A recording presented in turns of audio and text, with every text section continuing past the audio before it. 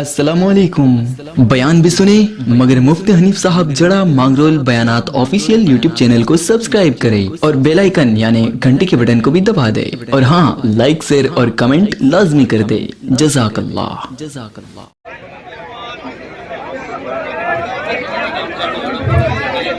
आदरणीय इमरान भाई प्रतापगढ़ी राज्यसभा सांसद और कांग्रेस ऑल इंडिया माइनॉरिटी अध्यक्ष।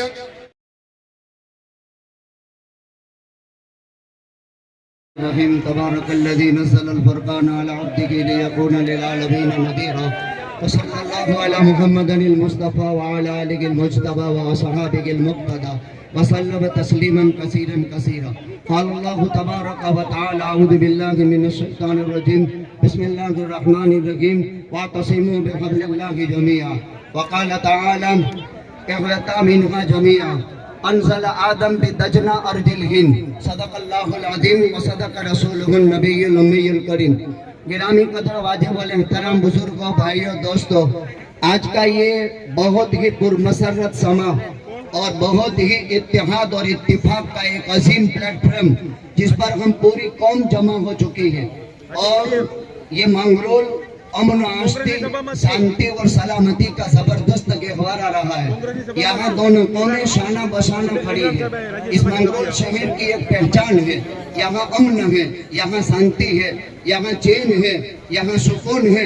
होना भी चाहिए कि स्वर्ग से अगर कोई चीज सीधी, जन्नत से कोई चीज सीधी अगर किसी मुल्क में आई है तो मुल्क हिंदुस्तान में आई है। हजरत आदम अलैहिस्सलाम जन्नत से कीमती पत्थर और जन्नत के बीज लेकर के हिंदुस्तान में तशरीफ लाए थे। यही वो हिंदुस्तान की भूमि है भारत की, जहाँ से आदम अलैहिस्सलाम ने 700 उम्र किए हैं। यही वो भारत की भूमि है जहाँ से आदम अलैहिस्सलाम ने पायादा 40 से ज्यादा हज किए हैं। ये मुल्क खुसूसन हिंदुस्तान और हिंदुस्तान में मांगरोल बहुत अमन आस्ती का गहवारा रहा है। चैन और सुकून की फिदा यहाँ रही है। दोनों कौमें शाना बशाना खड़ी है। ये हमारा इलेक्शन हर साल की तरह इस साल भी एक बहुत बड़ी कामयाबी की सतह इसमें नजर आती है। जो संविधान को बचाने की मेहनत कर रहा है, जो मुल्क के अंदर अमन, आस्ती और सलामती और कानून की मेहनत कर रही है, वो हमारी कांग्रेस की सरकार के जिसने इस मुल्क के अंदर संविधान को बचाने के लिए एक जबरदस्त कुर्बानी दी है। मरहूम अहमद भाई पटेल, इन्होंने सरजमीन गुजरात में एक मुसलमान अहमद, उसकी जिंदगी पूरी सियासत में गुजरी और भारत के सियासत के अंदर एक बहुत जबरदस्त कुर्बानी अहमद भाई की रही। हमारे यूसुफ भाई पटेल को इन्होंने ऑफर की थी कई मरतबा कि अगर आप हिम्मत कर लें तो एमएलए का इंतखाब आपके लिए कर दें।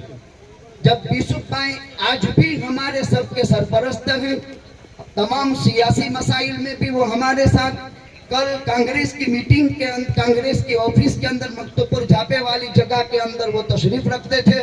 तमाम मसाइल में, चाहे वो शरई हो, समाजी हो, सियासी हो, हम साथ में रह कर के काम करते हैं। समाज भी और तमाम तर हमारे सियासी लीडर भी। इसी तरह हिंदू मुस्लिम दोनों कौमें इस मुल्क के अंदर भले ये इलेक्शन हार जीत का और अपनी कुव्वत और ताकत को दिखाने का और हक के परचम का, लेकिन इसके साथ साथ इत्तेहाद और इत्तेफाक तमाम सफों के अंदर हमारा बाकी है। हमें मिलजुल कर रहना है, अमन आस्ती की फिदा को बरकरार रखना है।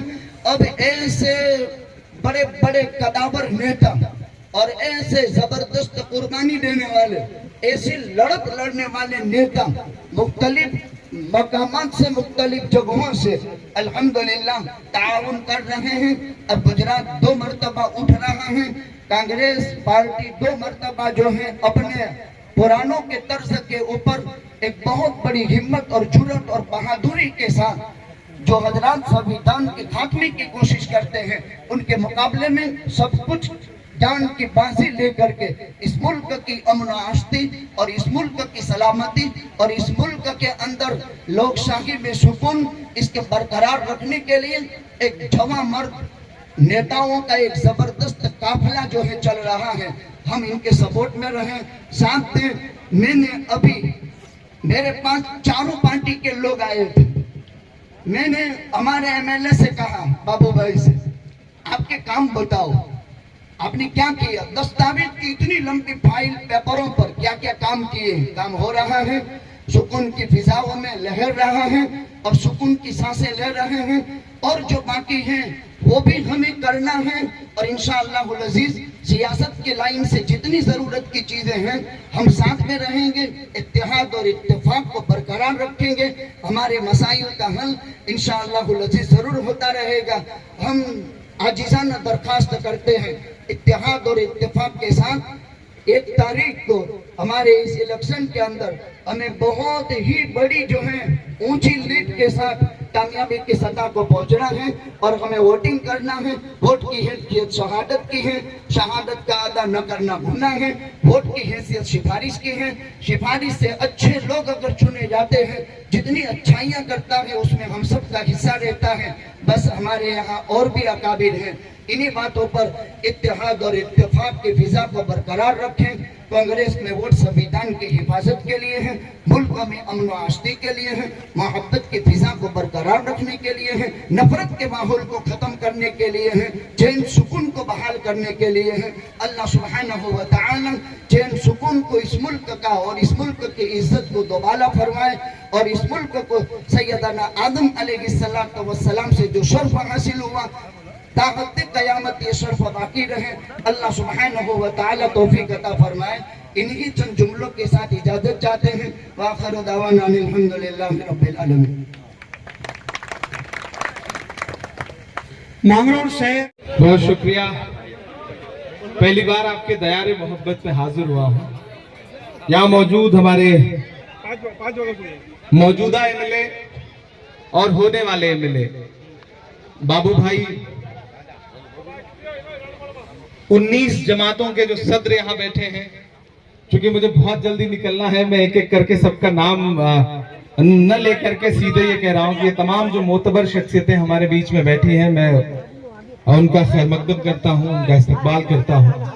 बड़ी तादाद में आप यहाँ इकट्ठा हैं, मेरे बुजुर्ग, तमाम माएं, बहनें, नौजवान साथी। मैंने बस मांगरोल के बारे में सुन रखा था, लेकिन आज हेलीपैड पे उतरने के बाद से यहाँ तक जो जज्बा देखा है, जो हौसला देखा है, मैं उसके लिए आपको सलाम करता हूँ। बड़ी ताकत है ये, हौसला सबसे बड़ी ताकत है। आप यहाँ बड़ी तादाद में इकट्ठा हैं। बहुत ज्यादा गुफ्तगू नहीं करूंगा, बस आपसे 2-3 बातें कहने के लिए आया हूँ। तकरीबन 1000 किलोमीटर से ज्यादा का सफर तय करके आया हूँ। मेरे भाई, ये मुल्क एक अजीब दौर से गुजर रहा है। गुजरात इलेक्शन के मुहाने पर है। आने वाले चंद दिन बाद आपको पोलिंग बूथ पर जाना है और गुजरात के मुस्तकबिल का फैसला करना है। मेरी नई नस्लों, मैं आपके जज्बे को सलाम करता हूं। आप मुझे जितना जानते पहचानते होंगे, मैं सियासत में आने से पहले भी, सियासत में महज 3 साल से हूं, सियासत में आने से पहले भी आप इस बात से वाकिफ हैं कि मेरी जिंदगी का एक भी लम्हा आपकी फिक्र के बगैर नहीं गुजरा है। खुदा ने मुझे जो हुनर दिया है, खुदा ने जो मुझे कलम की ताकत दी है, मैंने उस ताकत का इस्तेमाल जुल्फ और आंचल पे नज़्में कहने के लिए नहीं किया। मैंने उस हुनर का इस्तेमाल अपने कलम की ताकत से पहलू खां की माँ के आंसू लिखे, मैंने नजीब के माँ की आंसुओं को नज्म बनाया, मैंने हुकूमत से आंख मिला करके सवाल किया। मैं डरा नहीं, मैं झुका नहीं, कहीं छुप छुपा के खड़ा नहीं। जो डटे हुए हैं महाज पर, मुझे उन सफों में तलाश कर। मैं डटा हुआ हूं, मैं लगातार लड़ रहा हूं। पिछले 3 साल पहले सियासत में इसलिए आया क्योंकि एक दिन जब राहुल गांधी जी से तो मुलाकात हुई तो उन्होंने एक ही बात कही कि इमरान, तुम जिन मुद्दों पर बात करते हो, जिन मसलों पर नज़्में कहते हो, अगर चाहते हो कि उन मसलों का हल निकले तो सियासत में आओ। सियासत में आना जरूरी है। और आज पिछले 3 साल से सियासत में हूं और ये कांग्रेस पार्टी का जज्बा है और कांग्रेस पार्टी की फराग दिली है कि मुझ जैसे बेबाक इंसान को सीधे उन्होंने उठा करके देश की सबसे बड़ी पंचायत में, राज्यसभा में पिछले दिनों बैठाया, जहां मैं खड़ा होकर के आपके मुद्दों पर अब बोल रहा हूं, सवाल उठा रहा हूं, सवाल पूछूंगा।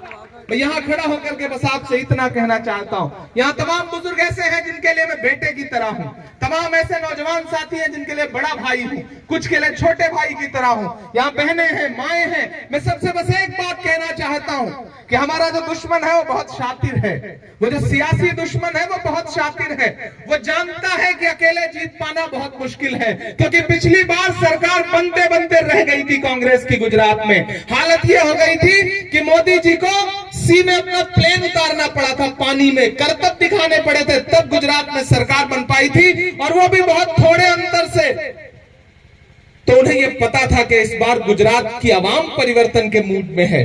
पिछले 27 साल से यहाँ की आवाम बेहाल है, इनके झूठ का पर्दाफाश हो चुका है, इनके तमाम सियासी जुमले झूठे साबित हो चुके हैं, आवाम गुस्से में है। उन्हें पता था ये बात, और ये बात पता थी तो उन्हें पता है कि मैं अकेले नहीं जीत सकता, भाजपा अकेले नहीं जीत सकती, तो फिर उन्होंने अपने 2 दोस्त बुलाए। आप बहुत समझदार लोग हैं, मैं बिल्कुल नाम नहीं लूंगा, नहीं आप समझ जाएंगे कि मैं एक दिल्ली वाले की और एक हैदराबाद वाले की बात कर रहा हूं। उन्होंने अपने 2 दोस्त बुलाए, मैं कभी किसी का नाम नहीं लेता, खुदा माफ करे मुझे, लेकिन आपको एक बात समझनी पड़ी थी कि 2013 में जब अन्ना का आंदोलन शुरू हुआ तो अरविंद केजरीवाल के साथ जो जो लोग उस आंदोलन में शामिल थे, आज वो कहां है, उनकी तारीख उठा के देखिए तो आपको समझ में आएगा कि वो आंदोलन दरअसल नरेंद्र मोदी की दिल्ली में सत्ता पे ताजपोशी के लिए एक हमवार करने की, रास्ता हमवार करने का जरिया बना। मेरे भाई, इस बात को आपको समझना पड़ेगा। हम 8 साल से झेल रहे हैं इस देश में, हम देख रहे हैं कि किस तरह से एक माहौल बनाया गया भारतीय जनता पार्टी को दिल्ली में बैठाने के लिए, और वो किसने किया? ये काम किया केजरीवाल ने। आपके बीच में आएंगे वो, आपसे कहेंगे ये झाड़ू पकड़िए, हम सफाई करना चाहते हैं, दरअसल सारा कचरा वहीं पे भरा हुआ है, वो सफाई नहीं करना चाहते, वो आपका वोट काटना चाहते हैं, आपको बांटना चाहते हैं, और उनके बांटने से उन्हें पता है कि भाजपा की मदद होगी। दिल्ली में दंगा हुआ, अगर अरविंद केजरीवाल ने एक लफ्ज बोला हो तो मैं कल सियासत छोड़ दूंगा। मेरे भाई, कोविड के दौरान जब मरकज के खिलाफ माहौल बनाया जा रहा था टीवी चैनलों पर, तो सबसे पहले प्रेस कॉन्फ्रेंस करके अरविंद केजरीवाल ने कहा था कि मरकज पर FIR होनी चाहिए। मुझे वो दिन याद है, मैं भूला नहीं हूं, मैं भूला नहीं हूं कि अभी एक टीवी चैनल वाले ने मनीष सिसोदिया, जो उनके डिप्टी CM है, उनसे सवाल किया कि भारत की बेटी बिल्किस के बारे में आपका क्या कहना है, तो उन्होंने कहा हम उस पर क्यों बात करेंगे। मेरे भाई, आपको यह देखना पड़ेगा कि आपके मसलों पर आपके साथ खड़ा कौन है। ये बहुत नाजुक वक्त है, दुश्मन बहुत शातिर है। अरविंद जी आए थे, उन्हें बिठा लीजिए, कहीं आसपास बिठा लीजिए, अच्छे आदमी हैं। दुश्मन बहुत शातिर है, उन्हें पता है कि लोगों में गुस्सा है। गुजरात की आवाम 27 साल के भ्रष्टाचार का जवाब चाहती है। गुजरात की आवाम पूछ रही है गुजरात के मुख्यमंत्री से, गुजरात की हुकूमत से, कि जो मोरबी में 135 लाशें बिछी थी, उन लाशों का जिम्मेदार कौन है, और जो जिम्मेदार है वो अभी तक जेल की सलाखों से बाहर क्यों है। गुजरात में गुस्सा है, गुजरात की आवाम नाराज है। यहाँ के जो विकास का सच है वो झूठा है, पर्चे लीक हो रहे हैं। नौजवान जब नौकरियां देने के लिए, एग्जाम देने के लिए पर्चा भरता है तो एग्जाम से पहले पेपर लीक हो जाते हैं। यह है इस गुजरात के विकास का सच। ऊना में आपने देखा कि किस तरह से दलित भाइयों को गाड़ी से बांध करके, कपड़े उतार करके उन्हें पीटा गया। यह है इस गुजरात का सच। हमारे एक आदिवासी विधायक अनंत पटेल को किस तरह लहू लहू कर दिया गया।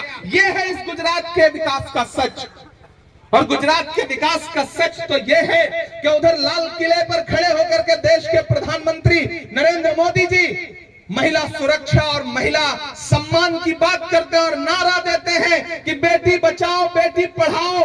उधर वो ये नारा दे रहे होते हैं और इधर उनके गुजरात में भारत की एक बेटी बिल्किस बानो के आरोपी 11 बलात्कारी रिहा किए जा रहे होते हैं। ये है उनके इस नारे का सच। मैं हिंदी साहित्य का विद्यार्थी रहा हूं। मैंने संस्कृत का एक सूत्रवाक्य सुना है कि यत्र नार्यस्त पूज्यन्ते रमन्ते तत्र देवता। जहां नारियों की पूजा होती है वहां देवता निवास करते हैं। आने वाले 7 दिसंबर से पार्लियामेंट का सेशन शुरू हो रहा है। मैं आपसे वादा कर रहा हूं कि वहां खड़ा होकर के नरेंद्र मोदी जी से सवाल पूछूंगा कि नरेंद्र मोदी जी, जिस देश में नारियों की पूजा होती थी वहां देवता निवास करते हैं, लेकिन आपके गुजरात में तो बलात्कारियों की पूजा हो रही है और आप चुप हैं। सवाल पूछूंगा आपसे, मैं सवाल पूछूंगा, आपकी तरफ से सवाल पूछूंगा, लेकिन यहां खड़ा होकर के मांगरोल वालों आपसे दामन फैला के बस इतना कहने आया हूं कि ये लड़ाई बहुत बड़ी है।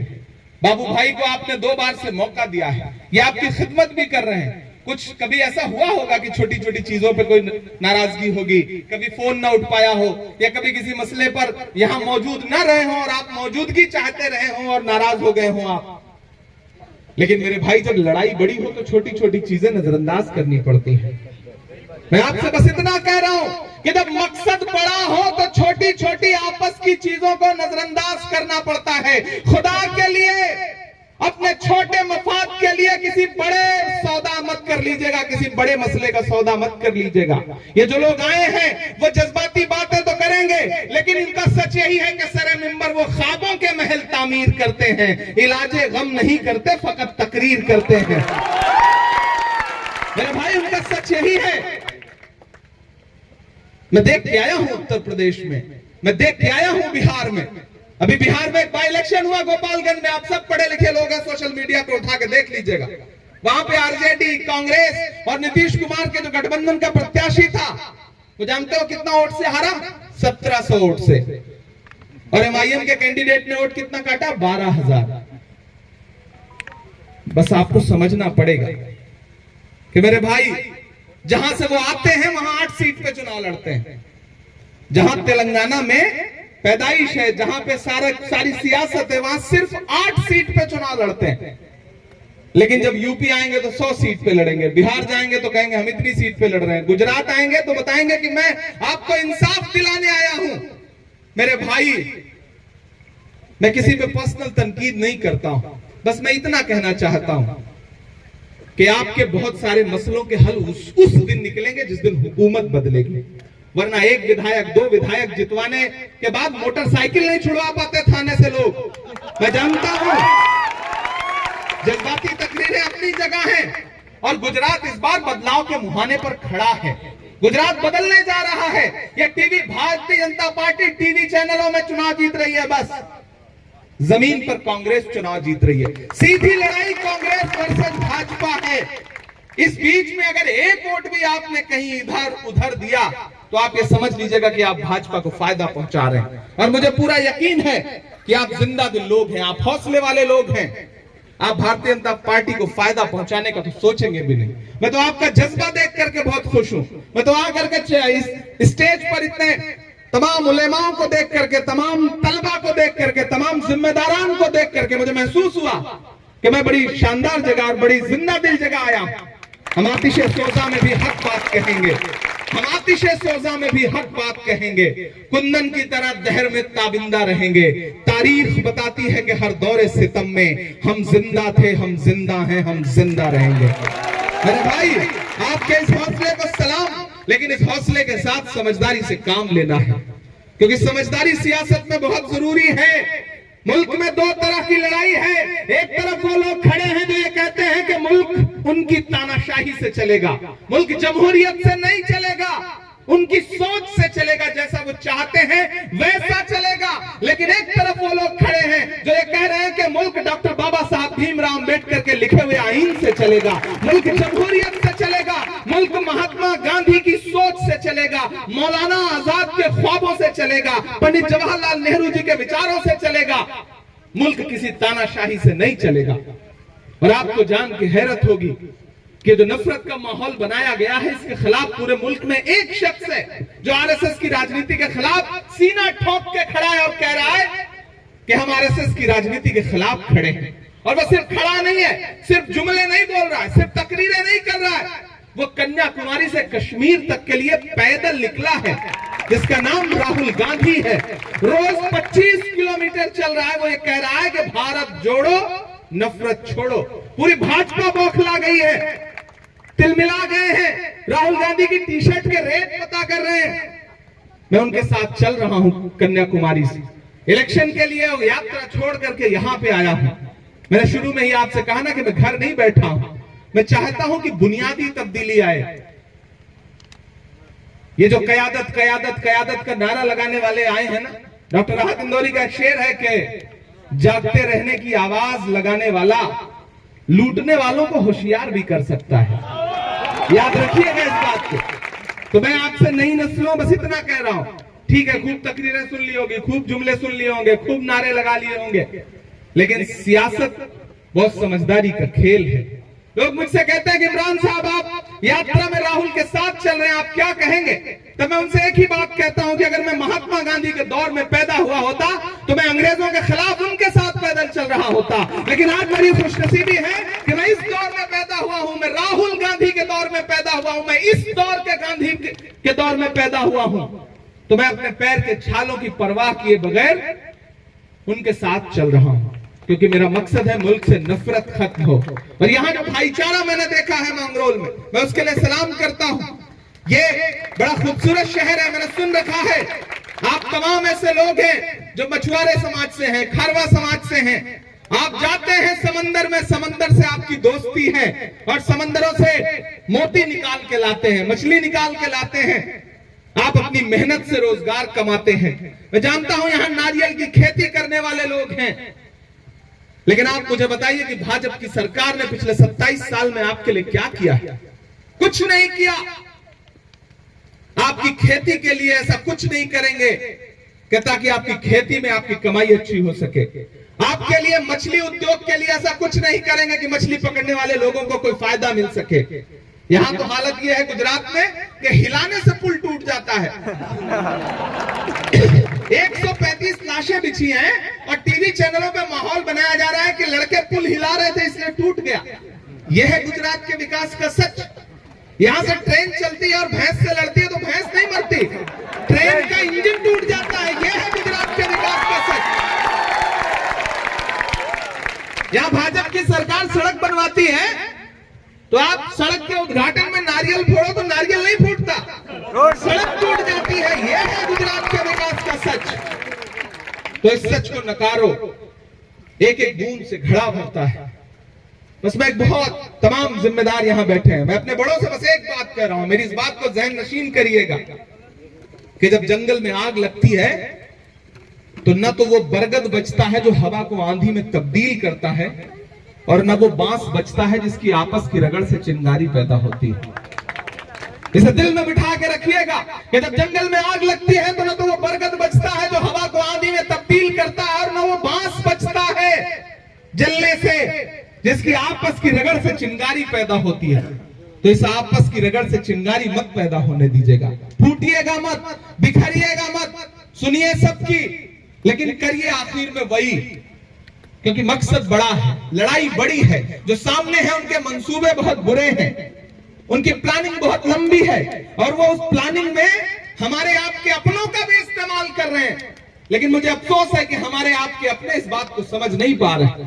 मैं तो उनसे भी कहना चाहता हूं कि इस बड़ी लड़ाई में सिर्फ और सिर्फ कांग्रेस लड़ सकती है भाजपा के सामने, और कोई नहीं लड़ सकती, क्योंकि कांग्रेस सबको लेकर के चलने वाली पार्टी है। कांग्रेस किसी एक धर्म, किसी एक जात, किसी एक मजहब की पार्टी नहीं है। यहाँ आपको हर इंसान मिलेगा, हर तरह के लोग मिलेंगे, मोहब्बत से साथ रहने वाले लोग मिलेंगे। तो आखिर में चूंकि मुझे निकलना है, अमरेली पहुंचना है, मेरी आपसे बस इतनी गुजारिश है मांगरोल वालों कि मेरे आने की लाज जरूर रखिएगा। पिछली बार आपने एक बड़े वोट से जिताया था, मैं चाहता हूं कि इस बार कम से कम उसके दुगने वोट से बाबू भाई को जिताइए, और मुझे पूरा यकीन है कि आप जिताएंगे, आप मेरे आने का भरम रखेंगे। मैं तो आपसे जाते जाते बस इतना कह रहा हूं कि मोहब्बत भाईचारे के दीवाने दिन ही लौटा दो। भाजपा कहती है हम अच्छा दिन लाएंगे। मोहब्बत भाईचारे के दीवाने दिन ही लौटा दो, वो सस्ती दाल सब्जी के सुहाने दिन ही लौटा दो। ये अच्छे दिन तो अंबानी अडानी को मुबारक हो, ये अच्छे दिन तो अंबानी अडानी को मुबारक हो। हमें ऐसा करो साहिब पुराने दिन ही लौटा दो, हमें ऐसा करो साहिब पुराने दिन ही लौटा दो।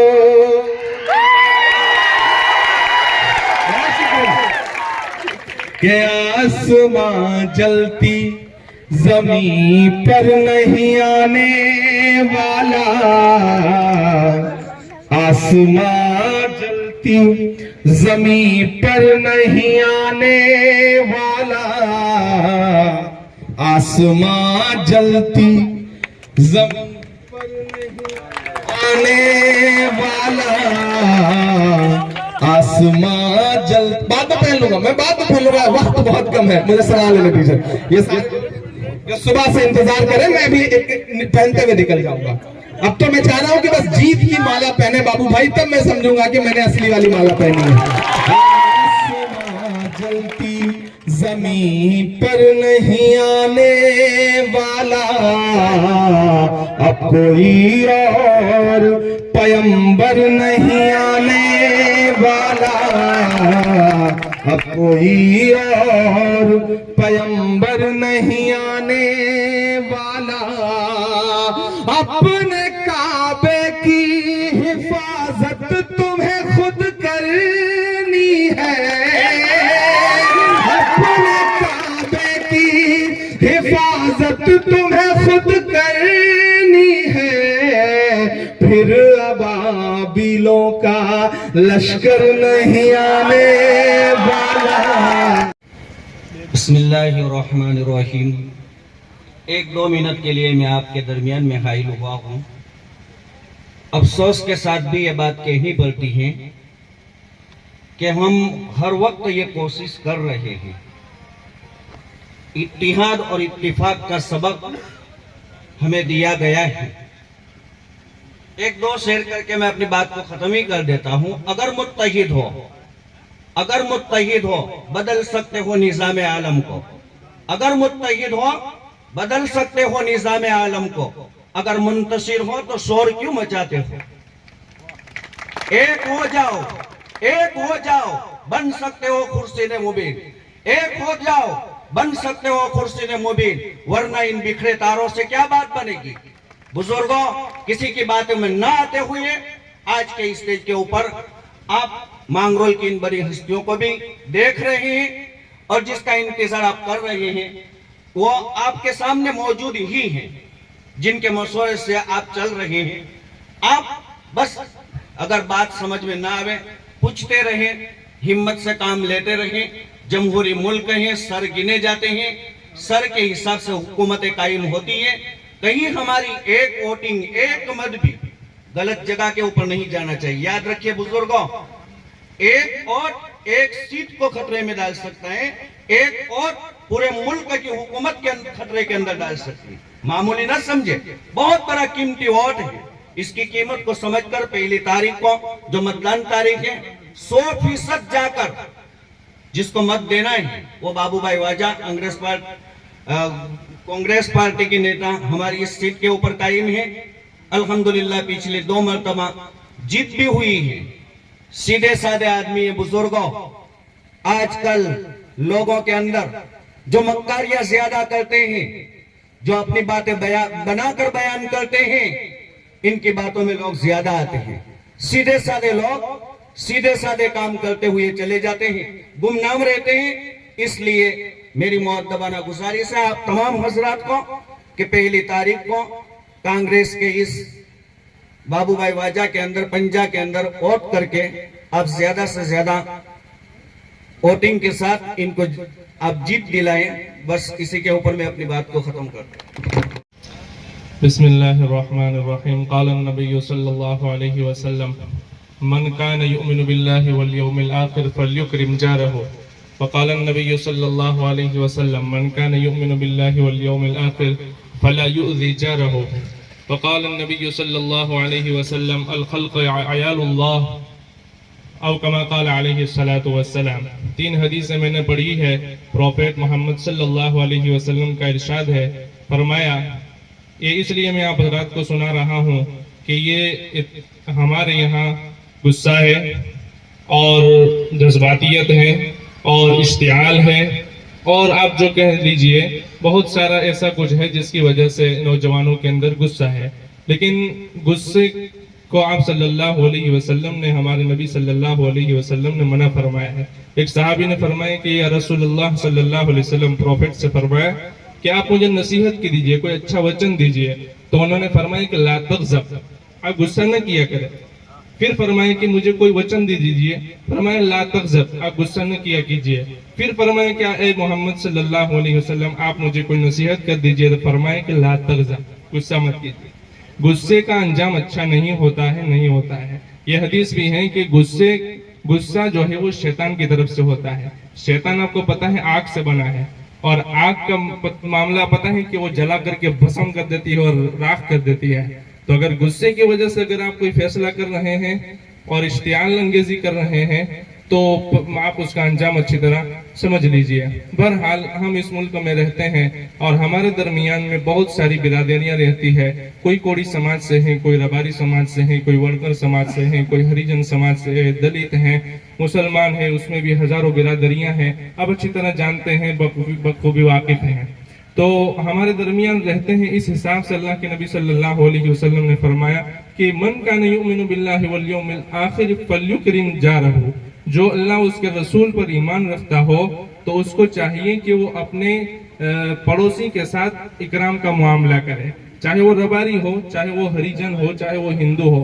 चूंकि हिंदू मुसलमान किया जा रहा है, चाहे इस तरफ से हो चाहे उस तरफ से हो, यानी आप अच्छी तरह जो समझ सकते हैं, मैं ज्यादा साफ इशारे नहीं कर सकता हूँ। अल्हम्दुलिल्लाह आप समझदार लोग हैं। एक पार्टी वो सिर्फ हिंदू का नारा लगाती है, एक पार्टी वो सिर्फ मुसलमान का नारा लगाती है। इसका अंजाम इस मुल्क के अंदर कभी भी अच्छा नहीं हो सकता है। ये दोनों के लिए घातक है, खतरनाक है। इसलिए ऐसा हरगिज न कीजिएगा। ये सारे लोग इस हदीस की रूह से, पैगंबर साहब के इस वचन की वजह से हमारे पड़ोसी हैं, इस मुल्क में रहने वाले हैं, इस मुल्क के शहरी है, उसके साथ इकराम का मामला करना चाहिए। एक हदीस मैंने ये पढ़ी, मन कान युमिनु बिल्लाहि वल यौमिल आखिर फला युज़ि जारहु, जो अल्लाह और उसके रसूल सल्लल्लाहु अलैहि वसल्लम पर ईमान रखता हो उसको चाहिए कि वो अपने पड़ोसी को किसी तरह की कोई तकलीफ न पहुंचाए। और चूंकि इन समा वल बसर वल फुआद कुल्लु उलाइका कान अन्हु मसूला, हमारा कान, हमारी आंखें, हमारे जो आज़ा है, सबसे जो हम काम कर रहे हैं, जितने भी हमारे काम सादिर हो रहे हैं, सब के बारे में पूछा जाएगा। इसलिए इनका भी सही इस्तेमाल होना चाहिए।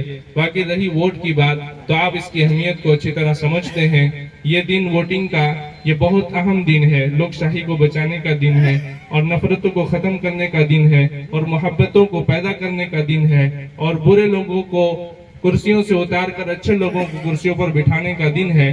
जैसा कि मुफ्ती हनीफ साहब दामद बरकातुहुमुल आलिया ने वोट की शरई हैसियत भी बताई। आप हजरत से गुजारिश है कि ज्यादा से ज्यादा अपने दिल से पूछिए, फिर पूछिए, फिर पूछिए, गौर फिक्र कीजिए और अच्छा फैसला कीजिए। अल्लाह ताला खैर, बरकत, आफियत का मामला फरमावे। हर तरह के शुरूर और फितन से अल्लाह ताला हम सब की निजात अता फरमावे।